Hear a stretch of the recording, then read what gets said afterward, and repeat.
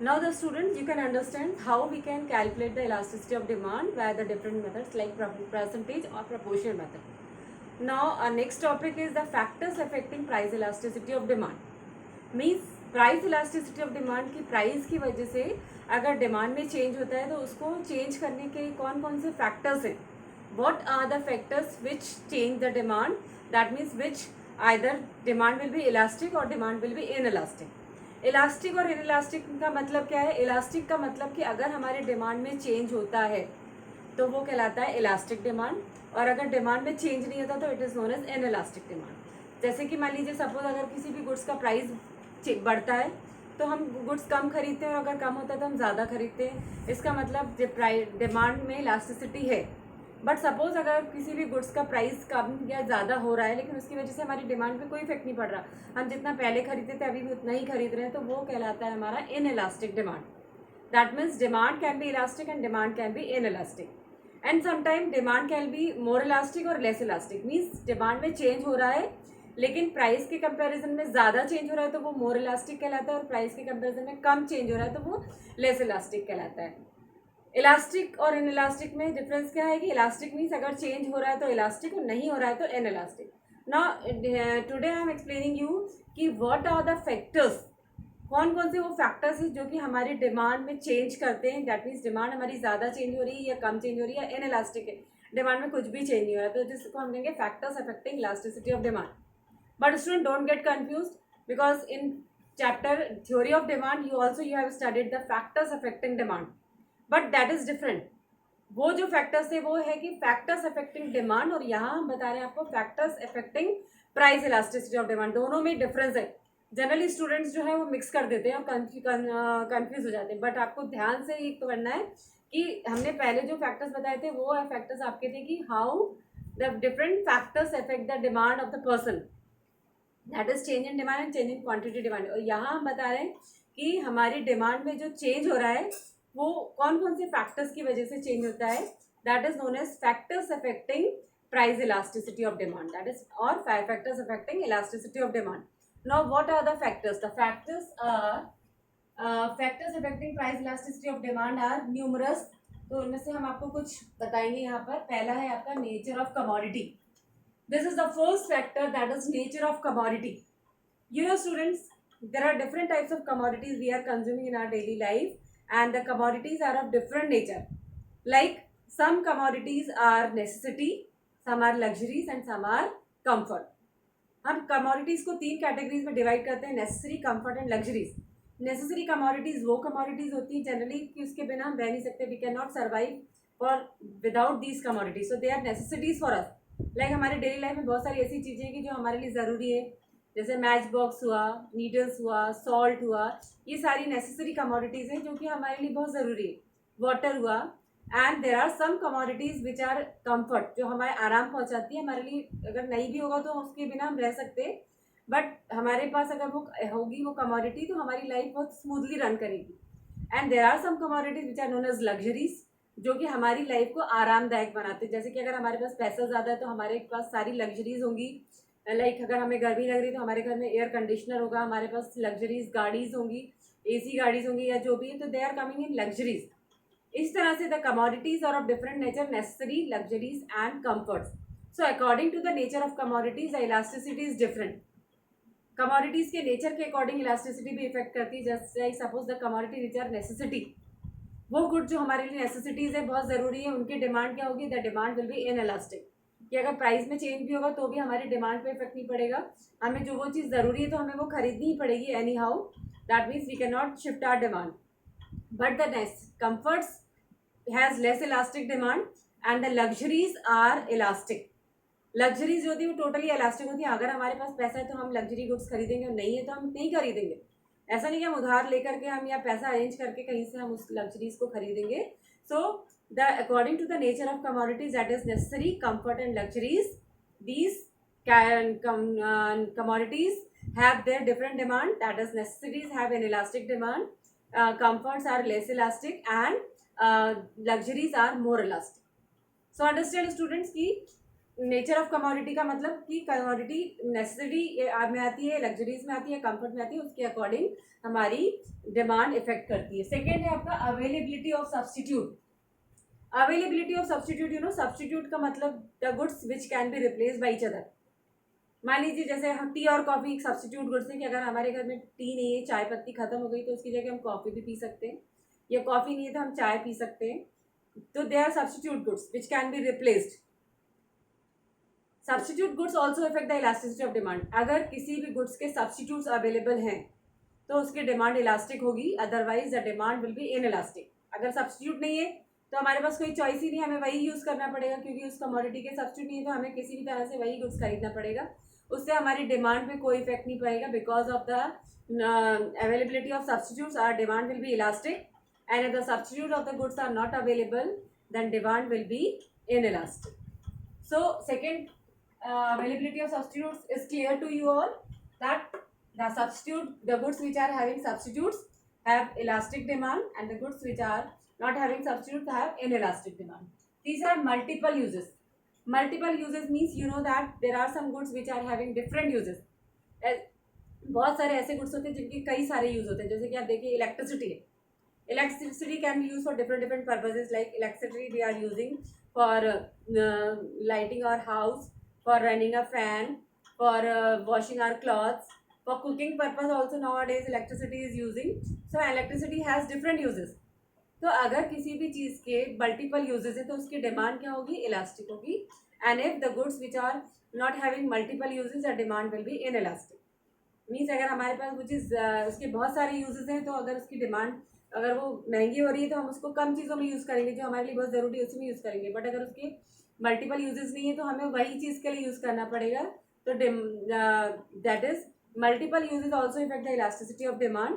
The goods which are having multiple uses have elastic demand, and the goods which are not having multiple uses have inelastic demand. Means अगर एक goods के बहुत सारे uses है तो उसकी demand elastic होगी. उसमें हम सोच समझ के यूज़ करेंगे कि हमें किसको पहले यूज़ करना है, किसको ज़्यादा यूज़ करना है. एंड अगर उसके मल्टीपल यूजेस नहीं है तो हम उसका एक ही काम है तो हमें उसी चीज़ पर्पज के लिए यूज़ करना है, then the demand will be inelastic. Next is postponement of use. Postponement of use means कुछ ऐसी चीज़ें होती हैं जिसको कि हम पोस्टपोन नहीं कर सकते.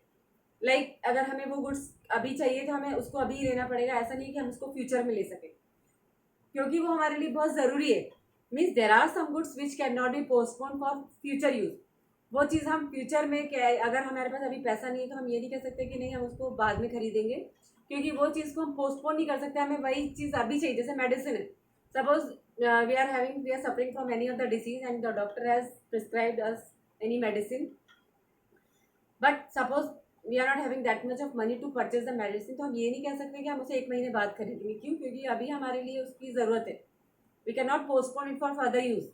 सो that is why the goods which can be postponed have elastic demand, and the goods which cannot be postponed for future use have inelastic demand. उसको हमें तभी खरीदना पड़ेगा. तो पोस्टपोनमेंट ऑफ यूज, किसी भी चीज़ को हम अगर आगे फ्यूचर में ले सकते हैं तो हम उसको, उसकी डिमांड क्या होगी, इलास्टिक होगी. और अगर उसको फ्यूचर में नहीं ले सकते तो demand will be inelastic. Next है आपका income level of the buyer.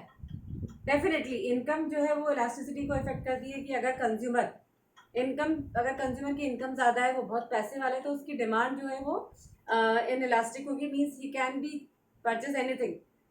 And अगर इनकम लेवल कम है तो demand will be elastic. Means अगर कंज्यूमर के पास अभी पैसा नहीं है तो वो उस गुड्स को नहीं खरीदेगा. वो जब उसके पास पैसा आएगा तब खरीद सकता है. Income level of the buyer, अगर पैसे की प्रॉब्लम नहीं है, इनकम ज़्यादा है तो he can purchase anything, there will be no chance of elasticity. But अगर इनकम लेवल कम है तो कंज्यूमर जो है वो, इसकी डिमांड जो है वो इलास्टिक होगी. नेक्स्ट है हैबिट ऑफ कंज्यूमर. कुछ ऐसी कमोडिटीज होती है those which are habitual necessity, जिसके कि कंज्यूमर बहुत एडिक्टेड हो जाता है, हैबिचुअल हो जाता है, तो उसके बिना रह नहीं पाता. तो अगर उसको वो चीज़ है वो उसको पोस्टपोन नहीं कर सकता, आगे के लिए यूज वो नहीं कर सकता.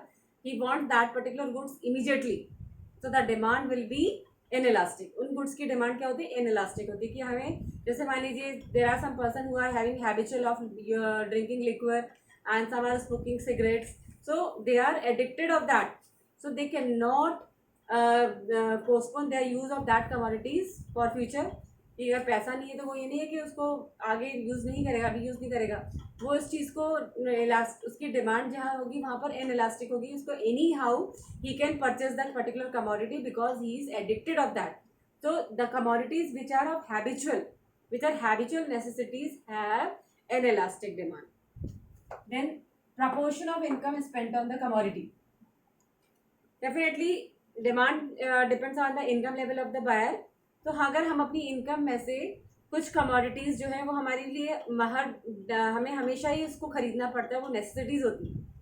तो अगर सपोज जैसे कि हमारे कंज्यूमर गुड्स जो डेली हम अपने हर महीने हम खरीदते हैं, टूथपेस्ट हुआ, सोप हुआ, है ना, हेयर ऑयल या वॉट एवर, तो ये सारी चीज़ें जो हमारे लिए ज़रूरी हैं, तो these are not of high cost.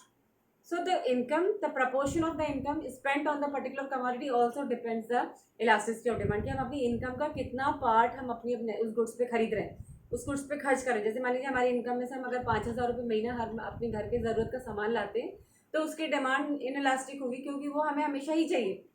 ऐसा नहीं कि हमारे पास इस बार पैसा कम है तो हम वो गुड्स नहीं खरीदेंगे, या हमारे पास पैसा आएगा हम तब खरीदेंगे. तो definitely the proportion of the goods income spent on depend on the income also. That is कि अगर हम अपनी इनकम का कितना पार्ट हम अपनी इन गुड्स पे खरीद रहे हैं, that is also depend the elasticity of demand. कि हमारी इनकम का अगर एक लिमिटेड बहुत कम अमाउंट जो है हम अपने कंज्यूमर गुड्स पे खरीद रहे हैं, तो वो डिमांड उसकी इलास्टिक होगी, that we have to purchase anyhow, and that will be the necessary commodities for us. Price level, definitely that elasticity of demand also depend on the price level of the commodity. कि अगर commodity का price महंगा है, suppose goods are of high cost, so we can not, the demand will be elastic. कि अगर हमारे पास पैसा नहीं था, हम उसको जब हमारे पास पैसा आएगा तब खरीदेंगे. But the price of the commodity is not very high. The price of commodity is very low, or it is a normal good, so that the demand will be inelastic. We can purchase the commodity because the price level is not such so that we have to think about to purchase the commodity. Next is the time period. Time period, there are two types of time period: short period and the long period. Definitely the elasticity of demand is elastic in long period and inelastic in short period. अगर हमारे पास short period है, हमारे पास time कम है उस goods को खरीदने का, तो हमारी डिमांड क्या होगी, इनइलास्टिक होगी, क्योंकि हमें लिमिटेड टाइम में उसको खरीदना है. लेकिन अगर हमारे पास उस गुड्स को खरीदने के लिए काफ़ी टाइम है, हमें ज़रूरी नहीं कि हम उसको आज खरीदें, हम कभी भी खरीद सकते, तो उसकी डिमांड इलास्टिक होगी. That means we can purchase the commodity that time when we are having that much of money to purchase the commodity. तो ये टाइम पीरियड भी इफेक्ट करता है. So students, these are the factors which affect the price elasticity of demand. कि हम जो goods खरीद रहे हैं उसमें चेंज, मतलब हम उसको अभी खरीदें या बाद में खरीदें, या हम कम खरीदें या ज़्यादा खरीदें, that is known as elasticity of demand. और इलास्टिसिटी ऑफ डिमांड को इफेक्ट करने के देर आर डिफरेंट फैक्टर्स. पहले जो हमने ये फैक्टर्स बताए आपके, पहला था हमारा नेचर ऑफ कमोडिटी, कि गुड्स जो है वो अलग अलग नेचर के होते हैं, जैसे सी नेसेसरी, कंफर्ट एंड लग्जरी. तो नेसेसिटी तो हमारे लिए बहुत ज़रूरी है, कंफर्ट और लग्जरीज को हम आगे के लिए पोस्टपोन कर सकते हैं. देन अवेलेबिलिटी ऑफ सब्सटीट्यूट, किसी भी गुड्स के अगर सब्सटीट्यूट्स अवेलेबल हो तो हम उसकी, अगर वो चीज़ अवेलेबल नहीं है या महंगी है, तो हम उसका सब्सटीट्यूट्स खरीद सकते हैं. तो तब हमारी डिमांड क्या होगी, वो इलास्टिक होगी. Otherwise the demand will be inelastic. Multiple uses also, कि अगर गुड्स के बहुत सारे यूजेज हैं तो हम उसको सोच के हम जो ज़रूरी है उसके लिए यूज़ करेंगे. देन पोस्टपोनमेंट ऑफ यूज़, अगर हम किसी गुड्स को आगे फ्यूचर के लिए पोस्टपोन कर सकते हैं तो हम उसकी डिमांड क्या होगी, इलास्टिक होगी. और अगर हम इसे पोस्टपोन नहीं कर सकते, हमें अब भी खरीदना है, तो वो demand will be inelastic. Income level of the buyer also depends, कि इनकम ज़्यादा है तो डिमांड जो होगी उसकी इनइलास्टिक होगी, और इनकम कम है तो demand will be elastic. Habit of consumers की कुछ ऐसी हैबिचुअल नेसेसिटीज होती हैं जो कि वो उसको पोस्टपोन नहीं कर सकता, वो एडिक्टेड हो जाता है, तो वो गुड्स उसको किसी भी कंडीशन में चाहिए. That in that condition the demand of the commodity will be inelastic. Then proportion of income spent on the commodity, हम अपनी इनकम का कितना पार्ट उस पर्टिकुलर कमोडिटी पे खर्च कर रहे हैं, इससे भी डिपेंड करता है हमारी इलास्टिसिटी ऑफ डिमांड. अगर हम इनकम का थोड़ा सा पार्ट हम अपनी नेसेसरी गुड्स पे खरीदें तो उसकी डिमांड जो है इनइलास्टिक होगी.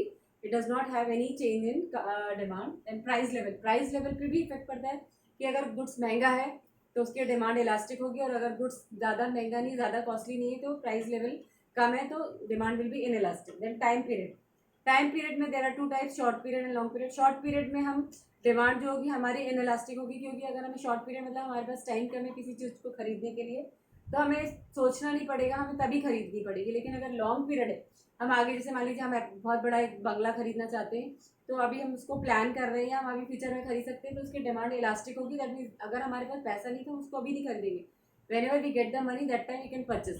तो ये सारे जो फैक्टर्स हैं, these are known as the factors affecting price elasticity of demand, and these factors affect the elasticity of each and every person. That means he can purchase the commodity, how much quantity he can purchase the commodity, or either he cannot change the his present consumption because of these factors. So they are known as factors affecting price elasticity of demand. ये तो बंद हो गया। अरे यार इतना सारा पढ़ा दिया मैंने, ये हुआ ही नहीं। Running internal storage is running out. तभी मैं बोल रहा था यार लैपटॉप निकालो और वीडियो सारी डाउनलोड